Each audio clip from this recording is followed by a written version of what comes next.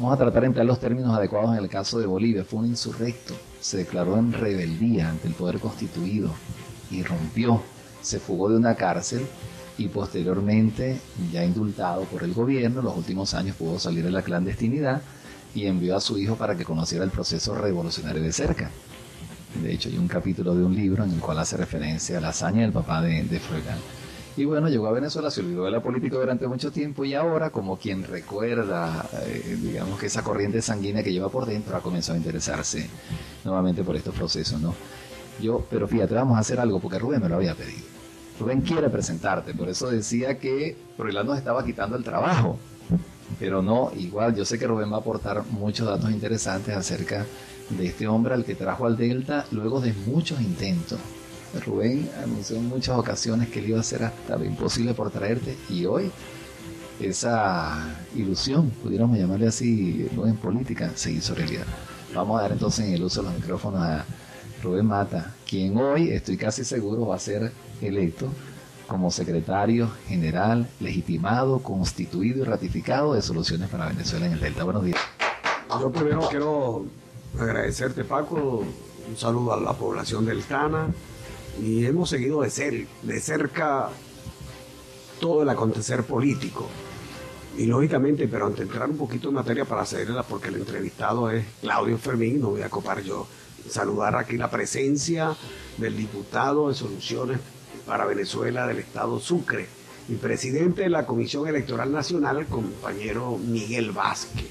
Me acompañan también miembros de dirección del Partido Regional, un hombre muy conocido aquí, Eulalio Rodríguez Uzarret. Y quiero anunciar en esta oportunidad, me autorizó y acaba de hacer un compromiso con el doctor Fermín, el amigo José Rodríguez, presidente de los adultos mayor, del adulto mayor, que se incorpora a las filas de Soluciones para Venezuela, para el cual pido un fuerte aplauso, y a los compañeros que están sufragando allá en la sede del partido en este momento, Claudio, legitimando, eligiendo las autoridades. Y me imagino que Claudio va a desglosar, va a expresar todo este compromiso que tiene Soluciones para Venezuela, y que creo que estamos dictando la pauta en este sentido. Como hemos dicho, sí, estamos pendientes de los procesos electorales, con las entrevistas que tú me has hecho, qué pienso de las elecciones internas. Nosotros pensamos que tenemos que pensar primero en el pueblo. ¿Qué va a suceder hasta el año que viene, cuando se van a producir las elecciones? De acuerdo a nuestra Constitución, el pueblo no puede quedar huérfano. ¿Qué va a pasar con los servicios públicos? ¿Qué va a pasar con el adulto mayor, que literalmente se muere de hambre con un sueldo miserable de 130 bolívares? Pero quiero que sea como lo describió esa biografía, mi amigo y directo Froilán, esa biografía de Claudio Fermín, un hombre que no necesita presentación, un hombre que identificado, Claudio es como tú, Claudio es como el pueblo, de esencia del pueblo, nacido del pueblo, que conoce el pueblo, va a desarrollar, y para mí es un orgullo presentar a un hombre venido de las filas, tanto como yo, del gran partido del Pueblo Acción Democrática, un socialdemócrata Calta Cabar. Con ustedes dejo a Claudio Fermín. Ahora sí. Claudio, antes de entrar en materia, porque evidentemente habrá algunas preguntas que hacer, pero yo sé que tú eres un hombre cortés, amable, hiciste referencia en las palabras previas en la Casa de Soluciones a figuras claves de la paz en el mundo como Nelson Mandela, y en algún momento comentaste que en Venezuela, lamentablemente, hace unos años y todavía hasta el saludo era sospechoso. Yo sé que eres un hombre que le gusta saludar, le gusta practicar el contacto físico, te gusta acercarte a la gente. Apenas saliste de lo protocolar en el marco del proceso interno de elecciones, te sentaste afuera con la gente y eso indica mucho cuál es tu estilo, ¿no? Entonces, bueno, tu saludo antes de entrar en materia al colectivo deltano que nos sintoniza hasta ahora a través de la 92.1 FM. Muchísimas gracias, Paco, muchas gracias por esta distinción. Sé lo que vale la oportunidad de utilizar estos micrófonos y de poder llegar a tantos hogares, a tantas personas, a tantas inquietudes. Yo me siento muy distinguido por esta oportunidad, pero me siento también muy contento porque Como no podré en tan solo una visita acceder a tanta gente a la que quisiera saludar, por medio de Fe y Alegría, pues puedo hacer ese saludo. Yo quiero extenderle un saludo a toda la familia del Tana, a todos quienes están escuchando en estos momentos este programa y tienen relaciones con el Delta y son transeúntes y están en este momento, porque todos somos importantes, el que es de San Fernando de Apure, el que es de Los Teques, el que es de Cumaná, el que es de Caracas, el que es de San Juan de Valle de la Pascua, el que es de San Juan de los Morros, el que todos somos importantes. Pero de triste forma, de manera triste, siempre los pueblos fronterizos, los pueblos distantes de la capital de la República, donde se han concentrado tantas decisiones, tristemente han sido pueblos olvidados. Y hay pueblos fronterizos que tienen mucha población, que son ciudades muy grandes, pero cuando se está distante de la capital de la República y además de ello la población es una población relativamente más pequeña que muchas otras grandes ciudades, entonces injustamente el olvido aumenta, como si fuese un pecado ser residente de un caserío pequeño, de una ciudad pequeña. Pareciera que, y eso tiene lastimosamente mucho que ver, pareciera que al ser menor la capacidad de presión, la capacidad de reclamo, entonces es mucho más olvidadizo el gobernante. Por allá, por estas ciudades grandes, Caracas, millones de habitantes, Maracaibo, Valencia, pues al existir tantos barrios, tantos sindicatos, tantos gremios, tantas voces que se unen para reclamar, pues generalmente los servicios funcionan, aunque tampoco son de aplaudir, pero funcionan con más regularidad. Entonces yo estoy muy consciente que tengo hoy la honra, gracias a Dios, de poder estar en Tucupita, una ciudad con una historia extraordinaria, una ciudad, yo siempre digo que es la perspectiva más bella del Orinoco, una ciudad con tantas virtudes. Yo estaba recordando algunos grandes deltanos, en conversación con amigos ahora hace poco, pero bueno, olvidada. Y lo primero que quiero es protestar ese olvido. Lo primero que quiero es dejar registro de mi descontento con ese olvido. Y por eso siempre he sido uno de los venezolanos que se ha sumado. Eso no es nada nuevo, mucha gente lo ha hecho, pero yo milito en esas filas, en las filas de la descentralización, en las filas del descongestionamiento de las decisiones, milito en las filas de brindar importancia y jerarquía a todos los centros poblados, no importa cuán distantes estén de los centros de decisión ni cuán reducida sea su población. Y en el caso nuestro del estado del Tamacuro, así como mucha gente escribe y da conferencias y recuerda con honor, por ejemplo, al padre Gumilla, sí, muchos lo recuerdan, pero poco hacen por los guaraos a quienes él le dedicó toda su vida. Entonces, ser un pueblo distante, fronterizo, ser Tucupita, que es la capital, una ciudad relativamente pequeña comparada con Puerto La Cruz, con Valencia, con Maracaibo, y además de eso, hacer vida activa, ser protagonista en nuestra vida del Tana, nuestras comunidades originarias, nuestras etnias indígenas, parece mentira. Son los sectores más vulnerables del país que requieren más atención y son hoy los más olvidados. Por eso yo hago este saludo, que me excusen otros sectores, pero hago este saludo poniendo el acento en estos factores que creo que deben recibir tanto la ciudad de Tucupita, el estado del Tamacuro. Yo vengo de estar en Sierra y Mataca hace 2 días, el estado en general, nuestras comunidades indígenas, nuestros sectores más vulnerables. Esta visita yo quiero muy humildemente dedicarla como un compromiso vital a que elevemos la voz y pidamos justicia y pidamos atención y pidamos oportunidades Nadie pide nada, ningún privilegio. Lo que pedimos es igualdad de oportunidades para esta Venezuela olvidada. Así que me honra estar en Tucupita, le extiendo un abrazo fraterno al pueblo del Tano. Celebro la coincidencia de que esto sea por una emisora del perfil de Fe y Alegría. Así que muchas gracias, Paco, por tenerme un rato aquí con ustedes. Gracias a ti por la visita que nos dispensan en el día de hoy, por la oportunidad que nos brindan. Fíjate, quisiera clasificar esta conversación, no entrevista, porque con Claudio, básicamente Claudio invita a hablar a través de su tono de voz, de su educación, de su conocimiento de la política y de esa vocación indeclinable por la democracia. Vamos a comenzar por lo que pudiera llamar la subida del programa y después nos vamos para la bajada, no para lo suave. Y la subida tiene que ver precisamente con Varina. Creo que es necesario, y supongo que a donde has ido te han pedido esa explicación, que nos cuentes por qué toma Claudio esa decisión y si ciertamente le trajo algunas consecuencias no solo a Claudio sino al partido. Háblanos un poquito de Varina. Bueno, es una historia, aunque es un hecho muy puntual y si se quiere muy fugaz, en el sentido de que es un hecho de un Estado, de una de las entidades federales, pero para mí tuvo una gran importancia y la tiene.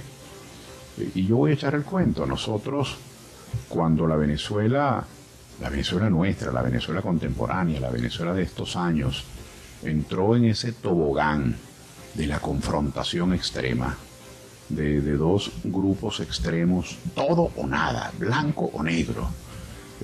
Por una parte, un gobierno, eso ha ido variando en alguna forma, a lo mejor lo conversamos a lo largo del programa, o en otra ocasión, pero un gobierno donde ha habido presos políticos, se han cerrado emisoras de radio y de televisión, ha habido inhabilitación de partidos políticos y de líderes, ha habido acoso a la propiedad, con expropiaciones, confiscaciones. Es decir, ha habido un conjunto de métodos que se han usado para definir la ruptura con el pasado, que no solo han definido un deslinde con los procedimientos del pasado, sino que han sido deslindes violentos, belicosos, hostiles. Ha sido un lenguaje pendenciero. Entonces pareciera creerse que mientras más áspero es el lenguaje, busca mayor seguridad de que hay una distancia con lo que se está confrontando. Yo desde el principio he observado en lo que decimos popularmente, pues el chavismo, aunque eso también es un universo muy complejo y muy diverso, muy heterogéneo, porque el Partido Comunista de Venezuela, por ejemplo, fue siempre uno de los sostenes de las columnas del chavismo y hoy está políticamente enfrentado al PSUV. Es un ejemplo, pero ese es un mundo, un archipiélago de factores políticos, sindicales, comunitarios, muy complejo y además mucho más complejo si usted ve que también hay activismo no solamente de civiles sino de militares. Es un mundo muy complejo que nosotros hemos resumido en la categoría el gobierno, pero es muy complejo. Entonces el gobierno ha tenido eso ha ido disminuyendo, pero tuvo este lenguaje de cierre de emisoras, de confiscaciones, de expropiaciones, de presos políticos, de inhabilitaciones. Pero por otra parte, bien como respuesta a esto, o bien previo a eso, hemos tenido guarimbas violentas, hemos tenido golpes de Estado en varias ocasiones, hemos tenido conspiraciones develadas, hemos tenido injerencia extranjera, hemos tenido connivencia con factores externos como Grupo de Lima, Departamento de Estado, hemos tenido bloqueo económico. Entonces, la ecología política, la atmósfera histórica de estos últimos 20 años ha sido una atmósfera de mucha confrontación. Y una confrontación que en un momento determinado, eso ha ido menguando, pero esas cenizas podrían reactivarse si los venezolanos no tomamos conciencia. En un momento determinado eso pudo haber llevado a una guerra civil. Yo recuerdo que en cualquier esquina se enfrentaban a empujones y a trompicones y a puñetazos los colectivos con los otros, y aquello iba increciendo hasta que llegó un momento, eso no fue por casualidad, que por mediación de muchos de quienes hemos estado en contra de la confrontación extrema, aquí en nuestro país se impidió una desgracia. Y no estamos hablando aquí de de un paraíso en el que nunca hayamos tenido una ofensa. No estamos hablando de un país, esta tierra nuestra, a la que amamos, a la que llevamos en los huesos, en los tuétanos. Estamos hablando de un país que antier, durante el siglo XIX, estuvo 92 años en guerras civiles. La dictadura de Juan Vicente Gómez, que fueron 27 años de dictadura, es cierto que pacificó al país. Claro que lo pacificó, a un precio muy alto. Se conculcaron las libertades, no existían partidos políticos, no existía libertad de expresión. Todo eso es muy grave. Pero el país, digamos, el país vio sepultadas las guerras civiles y hubo un proceso de pacificación, a juro, no por voluntad de las partes, sino porque vino un dictador que lo hizo, y eso pareciera que nos hizo olvidar que todo el siglo XIX fue de guerras civiles y de matazones, unas carnicerías, vulgares carnicerías, unas matazones, unas masacres durante todo un siglo que los historiadores y sobre todo las plumas de la epopeya y si la llamaban revoluciones, como si fuesen algo sublime, y eran unas carnicerías humanas. Es decir, que este pueblo nuestro, no vayan a creer que tiene muy lejos las guerras civiles. De tal manera que hace unos años esta atmósfera de confrontación y confrontación fue creciendo. Y es en ese clima, Paco, es en esa circunstancia que un grupo de mujeres y de hombres, la pregunta que me ha hecho Paco es sobre Barinas, no crean que me he perdido, solo quiero poner el contexto de mi decisión. Es en ese clima en el que un grupo de mujeres y de hombres no éramos muy numerosos, pero sí muy convencidos. Frente a esta confrontación extrema de todo o nada, no pasarán, no volverán, te voy a exterminar, te vamos a... Muerte de venganza, ojo, de retaliación, ojo por ojo, diente... tú sabes, esa la clásica metáfora de la venganza, del ojo por ojo. En esa atmósfera es que surgen Soluciones para Venezuela. Y Soluciones para Venezuela, mientras algunos planteaban golpes de Estado, violencia, marchas que no tengan más regreso, etcétera, etcétera, guarimbas, invasiones extranjeras, nosotros planteamos el voto y decíamos, hay que votar, señores, es la forma pacífica, es la forma sabia, pacífica, de convocatoria plural, es la forma donde todos valemos lo mismo, el agricultor vale lo mismo que el industrial, el buhonero vale lo mismo que el doctor en química, el joven vale lo mismo que el viejo, el desempleado vale lo mismo que el que tiene una herencia y tiene propiedades, todos valemos un solo voto, es la democracia. Y mientras nosotros planteábamos el voto, otros planteaban la abstención, que hay que abstenerse, que si nos abstenemos vamos a salir de este disparate.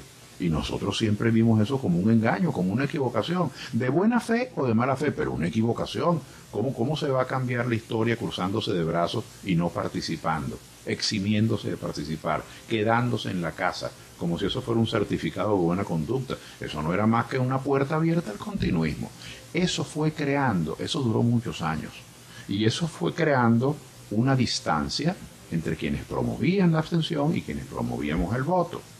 Nosotros, además de eso, decíamos, bueno, pero si usted pertenece a un comité de reclamo, un sindicato, usted tiene que sentarse con el patrono a discutir, eso es dialogar.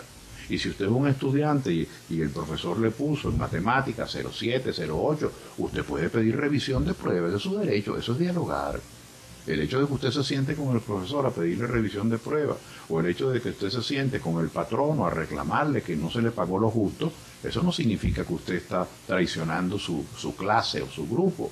Pues nosotros creemos que los venezolanos, los vecinos de un vecindario, de un barrio, de un caserío, los trabajadores de una empresa, los propietarios de una finca, los venezolanos, quienes quieras que sean, los dueños de una emisora, los venezolanos tienen derecho a sentarse con quienes tienen el poder y reclamarle, mire, usted cometió este error, usted cometió esta arbitrariedad, yo le pido que me respete mi derecho. Nosotros creemos en el diálogo, en el entendimiento, nosotros creemos en que la comunicación es la reina de la solución de las dificultades. Pero mientras nosotros planteamos la comunicación y el diálogo, otros planteaban la segregación. Yo no le hablo a ese, si este camina por esa acera, yo camino por la otra. Si aquel me saluda, yo le doy la espalda. Es decir, eso es un absurdo. Entonces, unos creían en la abstención, nosotros promovíamos el voto. Unos creían en la violencia y en el conflicto, nosotros creemos en una salida y un entendimiento pacífico. Unos creían en ignorar al contrario, es más, y así demostrar que realmente ser opositor, nosotros creemos que al contrario no se le puede ignorar, hay que sentarse con él a conversar porque él es el que tiene el poder. ¿Y cómo consigo entonces la cloaca para mi barrio? ¿Cómo consigo el transformador para mi callejón? ¿Cómo consigo el crédito para el agricultor si no se lo reclamo y no se lo pido a quien tiene el poder para hacerlo? ¿Por señales de humo? ¿Cómo lo consigo? ¿Por haciendo magia? Entonces nosotros, fíjense, una cantidad de circunstancias nos fueron distanciando de otros compañeros de oposición. Gente que, al igual que nosotros, coinciden en que Venezuela necesita un cambio. Coincidimos en el diagnóstico. Necesitamos un cambio. Hay una gran enfermedad social y económica. El país está enfermo. La calidad de vida está en el subsótano, en el subsuelo. Ese es el diagnóstico. Pero no coincidimos, Paco, en la terapéutica, no coincidimos en la receta. Unos plantean abstención, nosotros el voto. Otros plantean violencia, nosotros la paz. Otros plantean golpes de Estado, nosotros somos respetuosos de las instituciones. Otros plantean injerencia extranjera, nosotros somos patriotas, venezolanistas, creemos en la soberanía.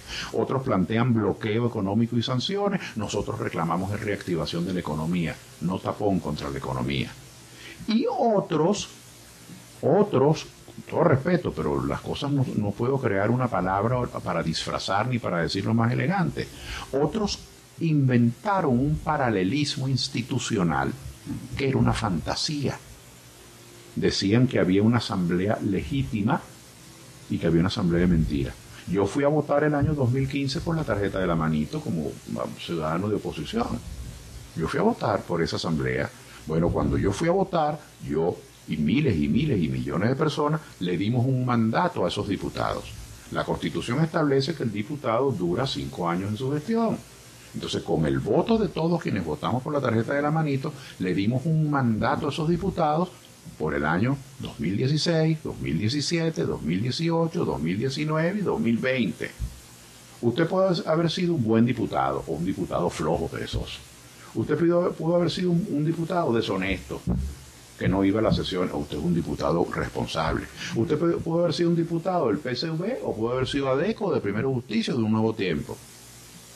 Pueden haber diferentes tipos de diputados, pero a todos, a los de gobierno y a los de oposición, a los flojos y a los laboriosos, a los simpáticos y a los antipáticos, a todos, el periodo era de 5 años. Y cuando se celebraron las elecciones del 2020, del año 2020, se eligieron nuevos diputados. Bueno, resulta que a los que se les había vencido el periodo, buenos y malos, flojos y trabajadores, pero cuando recibieron un voto para ser diputados 5 años, no para ser diputado hasta que se murieran. Esto no es una monarquía hereditaria, no para ser diputado de por vida. Entonces ya se les había acabado el mandato y se seguían llamando a la asamblea legítima. Nosotros dijimos que eso es un engaño, que eso es una usurpación. Aquí el diputado Guaidó, el diputado Juan Guaidó, era el presidente de la Asamblea Nacional y nosotros dijimos, es verdad, él es el presidente de la Asamblea Nacional porque los diputados votaron por él y lo han electo presidente de la Asamblea. Pero él dijo, soy el presidente interino y lo respaldaron todas las demás fuerzas. Nosotros dijimos, bueno, lamentablemente no, eso no es verdad. Pero ¿y cómo que no es verdad, chicos? Si eso es lo que dice toda la oposición y lo que dicen 60 países. Bueno, pero es que pueden decirlo mucha gente, pero entonces mucha gente está mintiendo. Porque la Constitución de Venezuela establece de manera clara, Paco, no hay lugar a interpretación. La Constitución establece que el presidente de la Asamblea Nacional se puede convertir en presidente interino cuando haya ausencia absoluta del presidente de la República. Pero a su vez la Constitución establece que la ausencia absoluta se da o por muerte del presidente, fallece, o por renuncia del presidente, o porque revocan al presidente, o porque una junta médica lo diagnostica impedido mentalmente para ejercer la presidencia, o porque el Tribunal Supremo lo condena por un delito. Esas son las 5 causales de ausencia absoluta. Ninguna se había materializado. El presidente puede ser pésimo presidente, pero no había muerto, no había renunciado, no había sido revocado, ninguna junta médica lo había declarado enajenado mental y no había sido condenado por el Tribunal Supremo de Justicia por ningún delito. Eso no había ocurrido. Entonces nosotros dijimos, no nos referimos, no tuvimos ningún acto de agresión, ni de falta de respeto con Guaidó, ni de desconsideración personal, porque no es nuestro estilo. Nosotros nos referimos, fue un hecho político. La ausencia absoluta no ha existido. En consecuencia, no procede la presidencia interina. Es más, y cuando la presidencia interina procede, según la Constitución, procede solo por 30 días que tienen que convocar elecciones. Entonces teníamos un presidente interino por 2 años, por 3 años, por 4 años, por 5 años. Teníamos esa misma asamblea que se le venció el mandato el año 20 y se seguían llamando la asamblea legítima y seguían cobrando. Teníamos un tribunal de justicia, el que llamaban el tribunal de justicia legítimo, pero entonces funcionaba entre Washington y Bogotá. Teníamos un fiscal general de la República que llamaban la fiscal general de la República legítima. Es decir, se inventaron una crónica, se inventaron un relato, en nuestra opinión, completamente fantasioso, y no solo se creyeron su relato, se lo creyeron, sino que además desarrollaron una campaña de opinión pública agresiva, muy astuta, multimillonaria y muy inteligente desde el punto de vista profesional, operativo, y le hicieron creer a medio país que de verdad existía un presidente provisorio. ¿Cuál no sería mi sorpresa? Yo que había sido tan, digamos, tan calumniado, tan difamado, que yo era un sinvergüenza porque yo decía que era mentira lo del interinato, que yo era un sinvergüenza porque yo llamaba a votar, que yo era un bandido porque yo defendía el diálogo en vez de defender que le metieran un tiro en medio de los 2 ojos a fulano, que yo era un sinvergüenza porque yo no reconocía que había 50 países que estaban con Guaidó. Es que puede haber 100 países. Eso es muy interesante, muy respetable, pero lo que define que usted sea presidente es que la gente de Punto Fijo, de la Vele Coro, de Cumaná, de Casacoima, de Los Teques, vote por usted, no que usted lo respalde en 70 países. Eso es una constitución aparte, fantasiosa, que se inventó un grupo político. ¿Por qué te he hecho todo este largo cuento para explicar lo de Barinas? Cuando vinieron las elecciones regionales del año 21, del año 2021, nosotros en Soluciones para Venezuela, que estamos en contra de la confrontación extrema, que estamos en contra de esa violencia, de esa cosa pendenciera, lo que falta es que se caigan a trompones para demostrar quién es más macho y quién es más opositor o más chavista. Pues nosotros no estamos de acuerdo con eso. Nosotros estamos de acuerdo con la paz, con consultar al ciudadano, con las instituciones, con la alternabilidad. Nosotros somos demócratas. Nosotros somos políticos, y si algo ha hecho la política en la humanidad, en el mundo occidental, en los últimos 400 años, es que sustituyó a la barbarie. Los pueblos de Occidente, antes de que existiera la política, es decir, los parlamentos, las elecciones, los sindicatos, la opinión pública, los diputados, antes de que existieran esas instituciones, lo que había era la guerra. Los pueblos se mataban los unos a los otros por un problema fronterizo, por un problema racial, por un problema religioso. Europa vivió 12 siglos en guerra, desde las cruzadas hasta las últimas. Entonces nosotros no creemos en esa barbarie, nosotros creemos en la política, que es una manera civilizada de dirimir las diferencias. Bueno, en Venezuela la confrontación fue tan hostil, Paco, que aquí hubo gente que sentía vergüenza de decir que defendían la democracia, porque les parecía a ellos mismos que habían sido seducidos por la campaña de opinión de la violencia y de la confrontación. A ellos mismos les daba vergüenza defender el voto, la paz, el diálogo, porque creían que estaban siendo muy débiles y muy ambiguos con eso, cuando más bien eso es lo que exige coraje cívico frente a la barbarie.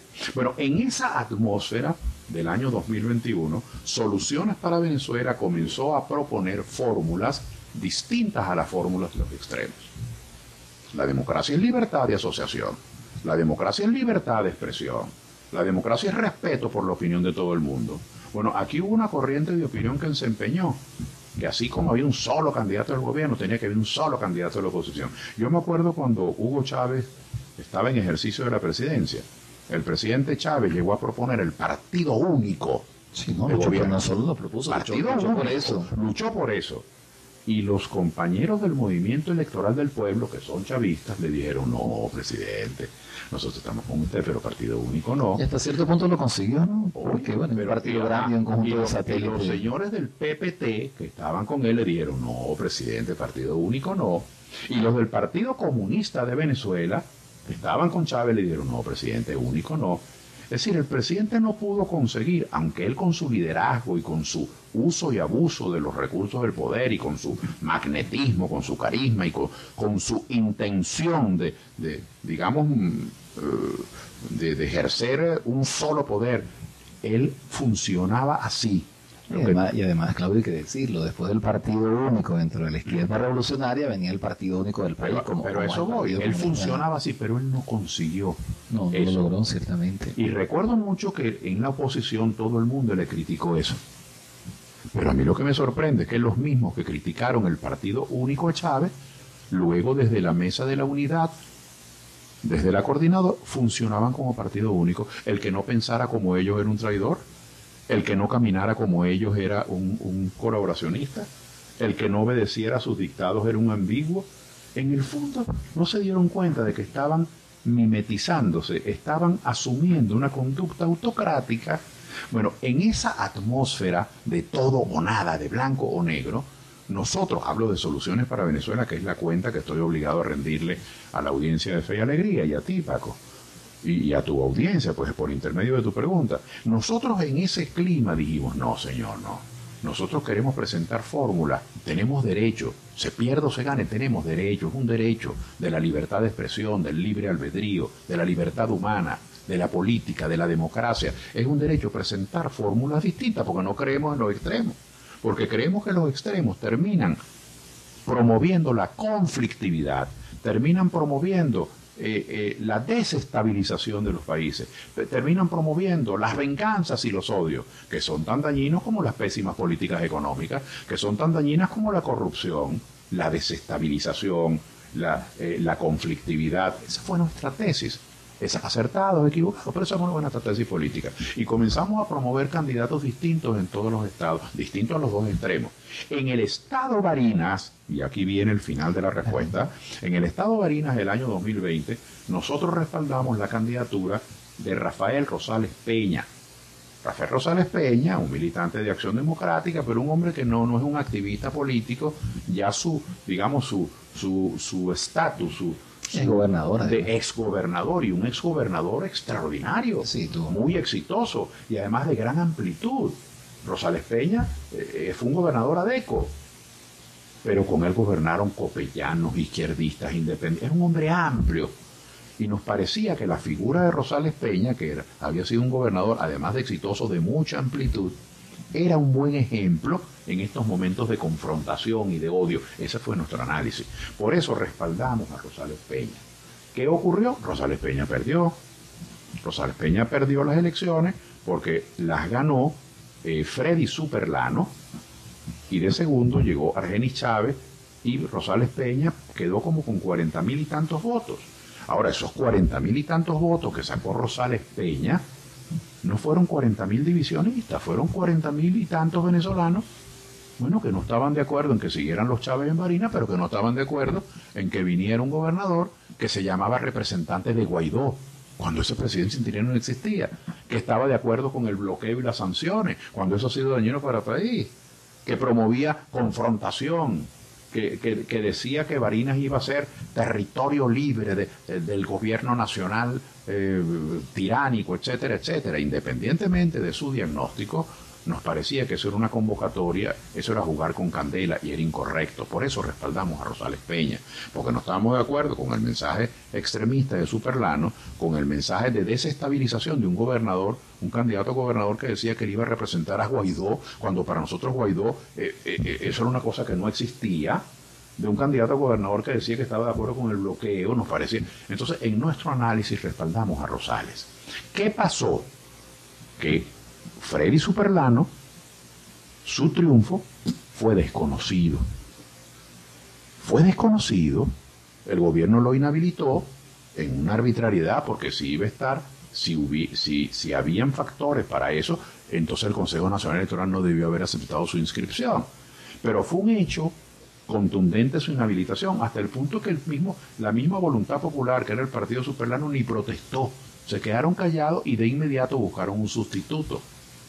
Cuando empezaron a buscar el sustituto, que todo eso fue un lapso de 10, 12 días, nosotros insistíamos, Soluciones, que ya había perdido Rosales, nosotros insistíamos que había que respaldar a Rosales.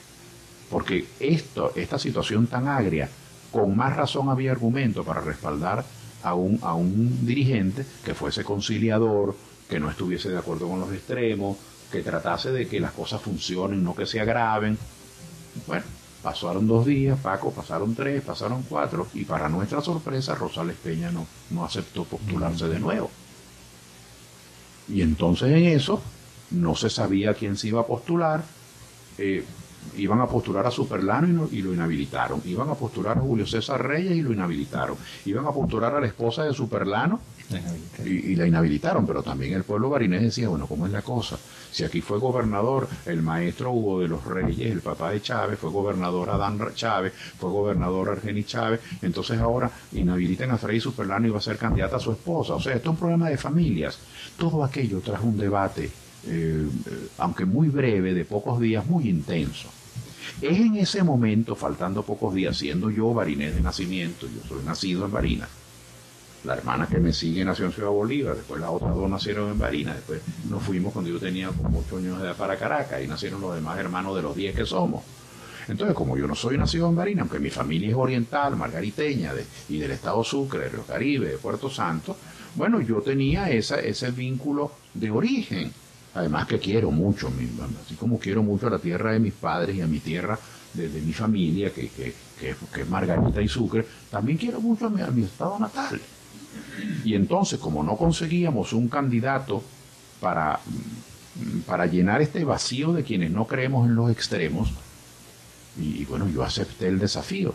Fue una campaña muy fugaz, de 29 días.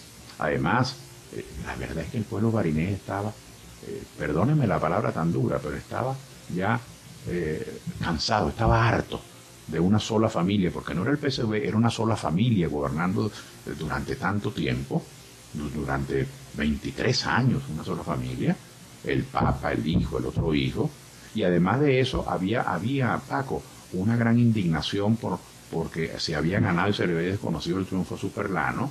Es decir, hubo toda una circunstancia que, lejos de abrirse un camino a una tercera vía de mayor entendimiento, que era lo que yo auspiciaba, fue todo lo contrario. Se aumentó la polarización extrema, se exacerbó la polarización extrema. Bueno, y yo perdí de una manera contundente. Ahora, en Barinas, yo quiero hacer esta aclaración frente a la audiencia de Fe y Alegría. Yo quiero rendir esta cuenta de manera clara y a mis compañeros de Soluciones. En Barinas, no por nosotros, porque nosotros teníamos esta otra candidatura que fracasó, la mía, pero en Barinas ganó la oposición. Sin embargo, ese mismo G4, ese mismo guaidosismo que ganó en Barinas, postuló un candidato en Lara, que fue el que impidió que Henry Falcón ganara. Postuló un candidato en el Táchira que impidió que ganara Laidy Gómez. Postuló un candidato en Anzoátegui que impidió que ganara José Brito. Postuló un candidato en Aragua que impidió que ganara Luis Eduardo Martínez. Es decir, quienes luego hicieron una campaña según la cual ellos eran no unitarios, en el fondo dividieron e impidieron que ganara la oposición en 7 estados del país. Esa es la historia de Barinas. Ahora se pierde, se gana, yo perdí, pero yo me siento con los electores de Barinas y con mi país, yo siento que si yo soy una persona que no cree en los extremos, si yo soy una persona que no creyó nunca en ese interinato, si yo soy una persona que no cree en el bloqueo económico, sino que por lo contrario creo que eso es perjudicial para Venezuela, ¿y por qué no iba a intentar yo hacer algo en contra de quienes opinan así? De tal manera que nosotros fuimos derrotados de manera contundente, pero defendimos banderas limpias e hicimos y tuvimos una actuación democrática. El señor Garrido ganó y al día siguiente reconocemos su triunfo. Yo le deseo el mayor de los éxitos porque ganó como se lo deseo a todos. Yo quiero que todos los gobernadores y alcaldes que ganaron del partido que sea tengan éxito, porque si yo lo que deseo es que les vaya mal, le va mal al pueblo. Esa es la historia de Barinas. De avanzar. Perdón, y me falta hay una pregunta final. Si tú crees que eso perjudicó, lesionó al partido. A mi partido, yo digo sí, claro que eso le hizo daño. ¿Por qué? Porque en un clima de polarización extrema se pretendió acusar a Rubén Mata en el del Tamacuro, a Miguel Vázquez en el estado Sucre, a Luisa Ferrer en el Zulia, a toda la gente de Soluciones, se les pretendió acusar de ser divisionistas cuando no lo eran. Lo que estaban era proponiendo una fórmula distinta, una fórmula democrática que el pueblo está en el derecho de acompañarla o no acompañarla. Entonces, en términos prácticos, ¿perjudicó? Bueno, si la gente no tuvo la capacidad para explicar, si la gente no ha tenido la entereza y la verticalidad para dar la cara y explicar, si perjudica. No perjudica. Ahora, si usted se queda callado y acepta el chantaje de los extremos, usted tiene que pensar a juro como piensa el que engañó al país diciendo que había un presidente interino. Si usted tiene que pensar a juro como piensa el que promovió la abstención, que engañaron al país y que gracias a la abstención ha habido continuismo. Si usted piensa y se queda callado frente a los que auspiciaron golpes de Estado, entonces la culpa no la tiene quien está haciendo un planteamiento completamente democrático, sino quien se queda callado y se deja arrinconar por argumentos que nosotros no compartimos. Bueno, fíjate, llegamos al otro punto. Promoviendo siempre el voto, participando ultranza. Todavía recuerdo la experiencia del año 2017 y la conté estos días en un programa de radio. Llegaron dos jovencitos con la tarea de organizar el proceso de campaña para las elecciones presidenciales en las cuales eras el jefe de campaña, valga la redundancia, de Henry Falcón.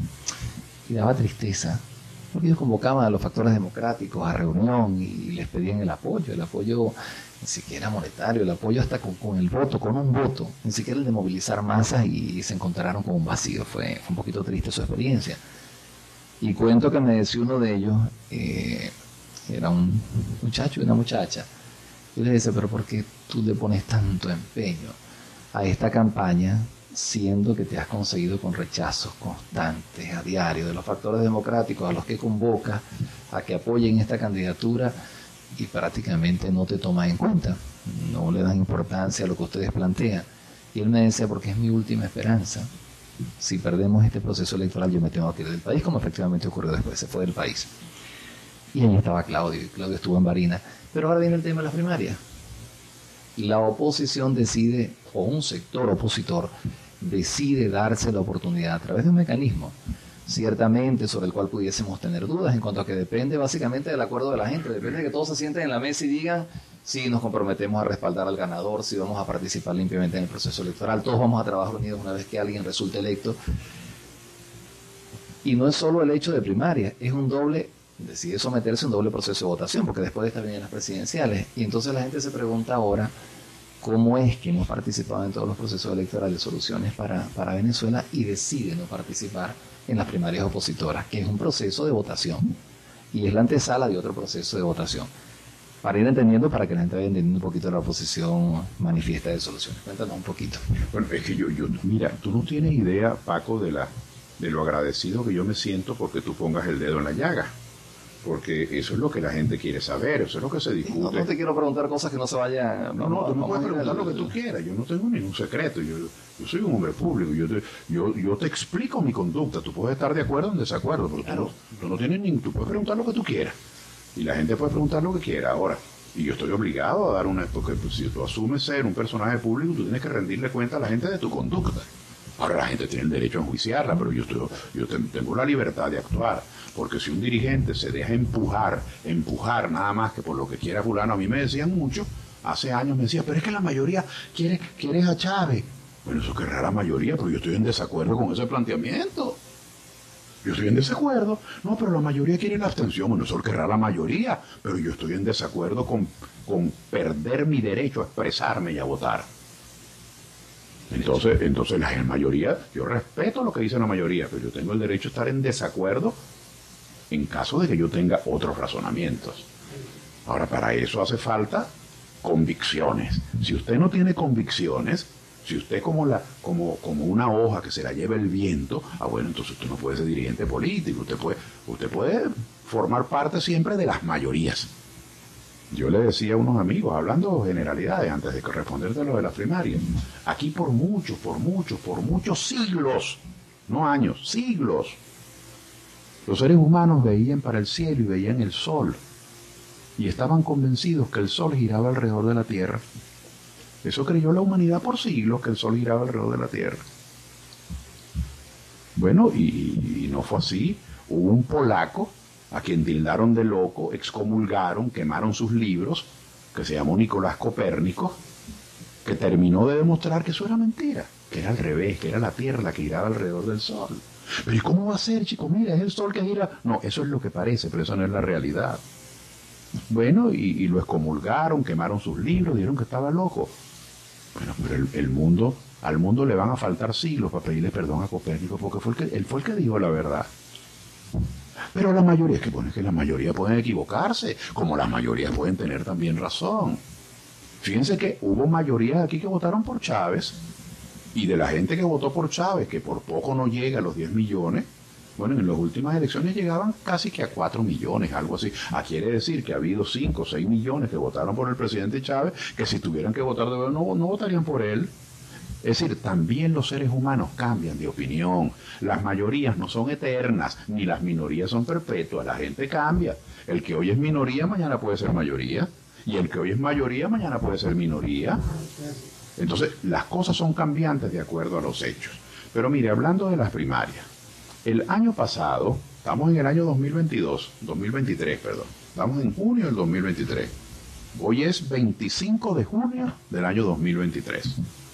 El año pasado, hacia el mes de marzo del año 22, comenzaron a salir muchas candidaturas presidenciales a la calle. Salió la candidatura de Bernabé Gutiérrez, de Acción Democrática, salió la candidatura de Antonio Ecarri, del Lápiz, salió la candidatura de Manuel Isidro Molina, un importante líder gremial del mundo periodístico, salió la candidatura de María Corina Machado, salió la candidatura de Nickmer Evans, un sociólogo que había sido chavista en el pasado, salió la candidatura de Elsa Solórzano, las que recuerdo, ¿no? Salió la candidatura un poquito después, como en junio, de Carlos Prosperi, de la otra AD, de la que no tiene tarjeta, pero que es la D, digamos, del G4, la de que conduce el doctor Henry Ramos. Después fue saliendo la candidatura un poquito más tarde de César Pérez Vivo, de un sector de COPEI. Bueno, y fue abriéndose el debate presidencial. Aunque no lo decía él, no lo daba a entender de manera expresa, pero sí de manera tácita. Salió también la candidatura del doctor Eduardo Fernández.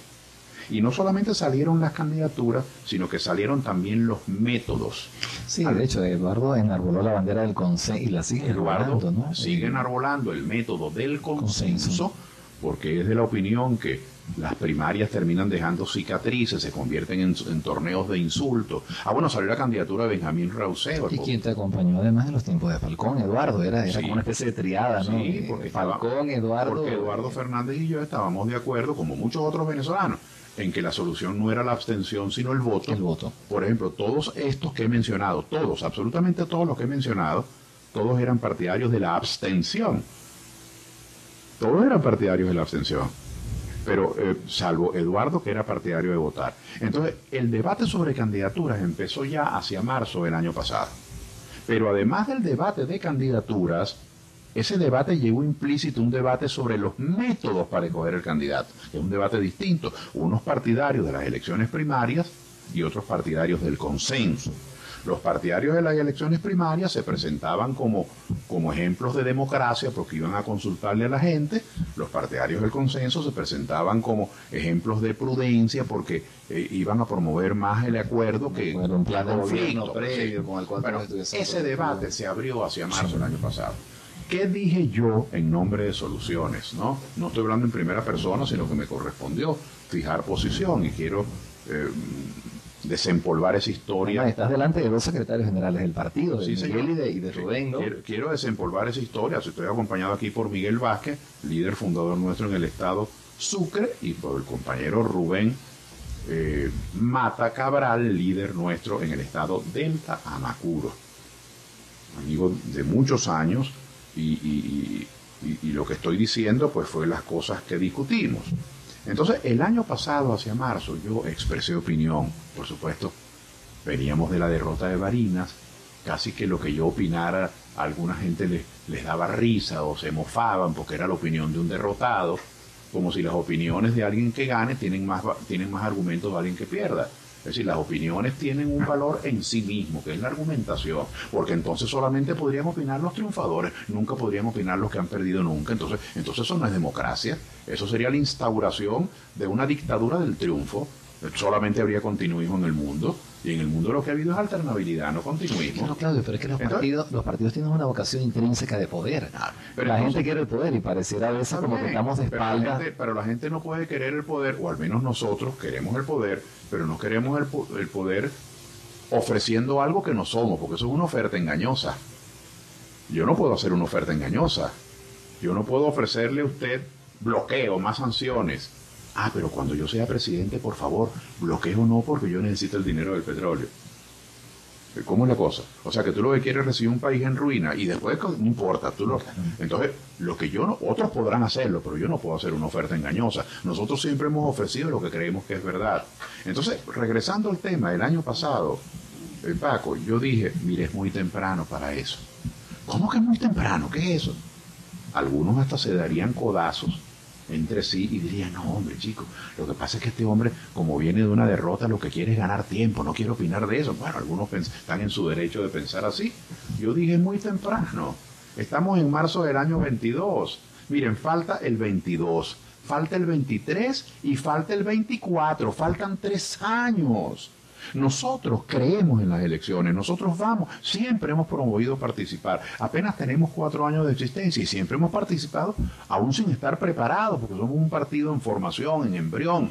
Lo que pasa es que debo fastidiarte un poquito, porque me van a desconocer quienes le están escuchando, van a decir, bueno, pero fastidia a medio mundo en tu cupita y a Claudio no se atreven a preguntarle. No, pregúntale. También es un poquito para que la gente no diga, me lo adormeciste, o Rubén te dio un café con un sonido. No, Paco, discúlpame si me encadené. Soy el que tengo que pedir disculpas, pero fíjate una cosa, siempre se decía que era el gobierno el que le marcaba la pauta a la oposición. Y pareciera que en esta ocasión es la oposición quien comienza a marcarle la pauta electoral al gobierno. Entonces, bueno, es que no por mucho madrugar amanece más temprano. Si es el gobierno, si es la oposición, bueno, lo cierto es que usted puede elegir el candidato 3 años antes, pero las elecciones son el último trimestre del 24. Usted puede elegir el candidato esta tarde, pero las elecciones son el último trimestre del 24. ¿Cuántos puntos en las encuestas tenía Leopoldo López hace 3 años? Estoy hablando aquí, no estoy hablando chino, estoy hablando entre venezolanos. Guaidó, sobre todo el que ¿Cuántos puntos en las elecciones tenía Leopoldo López hace 3 años? 40, 45 puntos. ¿Cuántos puntos en las elecciones tenía Guaidó hace año y medio? 50, 60 puntos. Ciertamente. ¿Cuánto tienen hoy? 0. 0. Entonces, el problema no es el candidato, es el último trimestre, el 24. Entonces nosotros adujimos en ese entonces, el año pasado, Paco, yo no dije nada malo contra nadie. Yo lo que dije fue, es muy temprano. Es una posición. Muy temprano. Y quizás suscribiste la tesis del consenso. No, yo no suscribí ninguna tesis. Yo dije que era muy temprano para hablar de candidatura. Incluso nuestro partido, claro, un partido pequeño, con pocos voceros, estamos en formación. Nosotros más bien pedimos que nos dedicáramos a reclamar que en los presupuestos de las gobernaciones y de las alcaldías y el presupuesto nacional que se iba a aprobar y que se aprobó entre noviembre y diciembre del año pasado, que se incluyera lo que tenía que ver con el agua, plantas de tratamiento. Fíjate lo siguiente, y eso Rubén lo aclaró muchísimo aquí en la radio, vino varias veces a hablar del planteamiento tuyo. Vamos a meter el presupuesto del agua. Aquí peleó mucho por el tema presupuestario. Bueno, hizo muy bien, y porque se sentó y dijo que discutir los presupuestos. Tú puedes denunciar que no, nadie lo discutía, pero era como una voz. Bueno, pero nosotros no somos corresponsables de ese pecado. Bueno, tú puedes denunciar todos los días que no hay insumos en los hospitales y no los hay. Que no funciona la resonancia magnética y no funciona. Rubén se sentó aquí y decía, revisa los presupuestos, vamos a revisarlo. Ahora, este programa. Y si tú denuncias todo eso y no luchas porque se meta dinero en el presupuesto, ¿cuál es el valor ético de tu denuncia? Si tú sabes que mientras no esté en el presupuesto, no va a haber. Entonces, si tú sabes que si no está en el presupuesto, lo que tienes que hacer es discutir el presupuesto. Claudio, un buen equipo te acompaña. Ciertamente, gente muy entusiasta y comprometida, la que tienes a tu lado. Bien. Siempre hemos creído, Paco, que Venezuela necesita tanto, ¿verdad? La gente más necesitada es la que está más urgida, los sectores más vulnerables. Ahora, las conquistas no van a venir por generación espontánea. Las reivindicaciones no van a venir de manera silvestre. No es por inercia que va a llegar la calidad de vida. Por eso nosotros en Soluciones para Venezuela creemos en los sindicatos. Para defender el salario, nosotros creemos en los centros de estudiantes, para defender la calidad de la educación y la buena asistencia a los estudiantes. Nosotros creemos en los consejos comunales para luchar por los servicios públicos de los vecindarios. Nosotros creemos en las cámaras de comercio, en las asociaciones de productores y de industriales para defender las fábricas, los puestos de trabajo, las inversiones de la gente que lo ha hecho con tanto sacrificio. Y nosotros creemos que los partidos políticos pueden ser, si se lo proponen, herramientas de mejoramiento de la vida. Ahora, cuando los partidos políticos no son más que herramientas del odio, el blanco contra el negro, el todo contra el nada, bueno, entonces se están vaciando de contenido.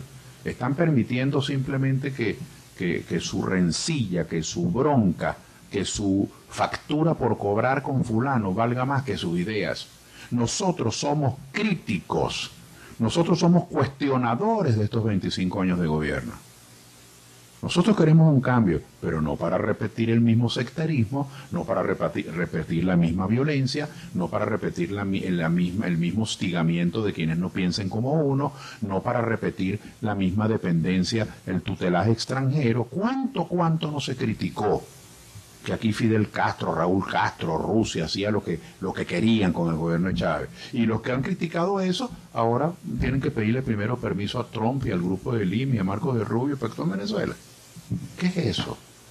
¿Cuánto no se criticó que aquí las instituciones estaban completamente intervenidas, que las instituciones habían perdido la descentralización? La descentralización ha sido castrada en estos últimos 25 años. Los gobernadores y alcaldes no pueden ni decidir, no pueden ni pagar el personal que tienen.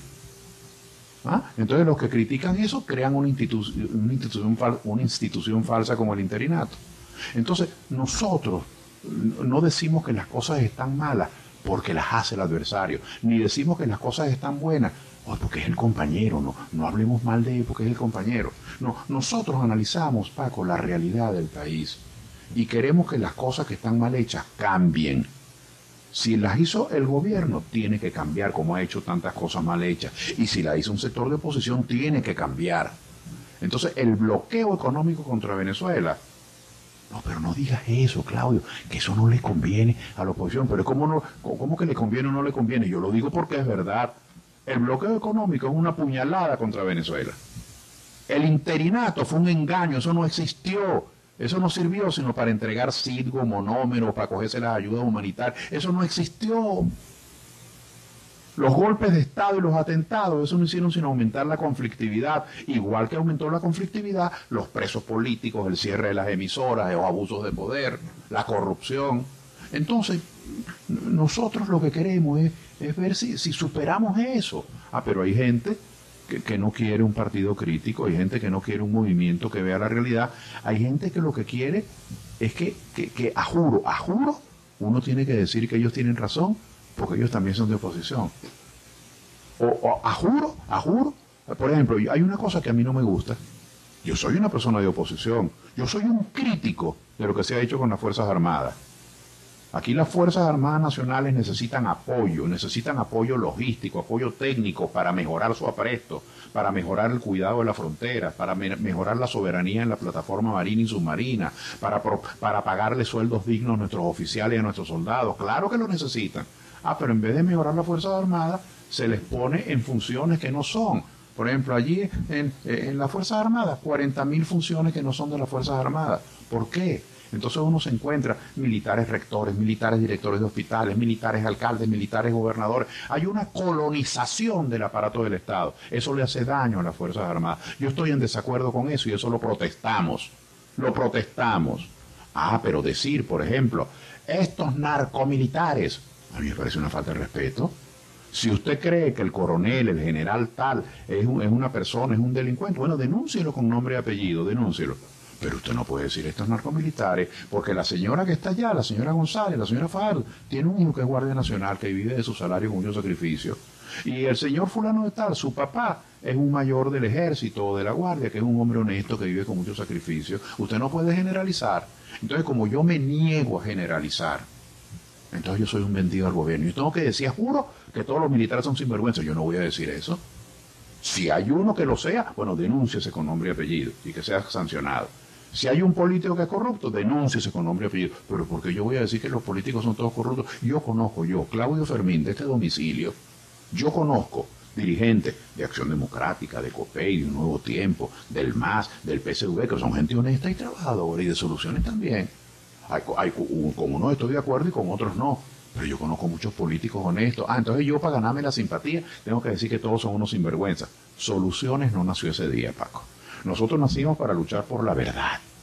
Nosotros nacimos para impulsar el cambio en Venezuela, pero no tenemos ese discurso pendenciero, no tenemos ese discurso belicoso, que yo sé que llama mucho la atención y que yo sé que genera primeras páginas, pero ese no es nuestro discurso.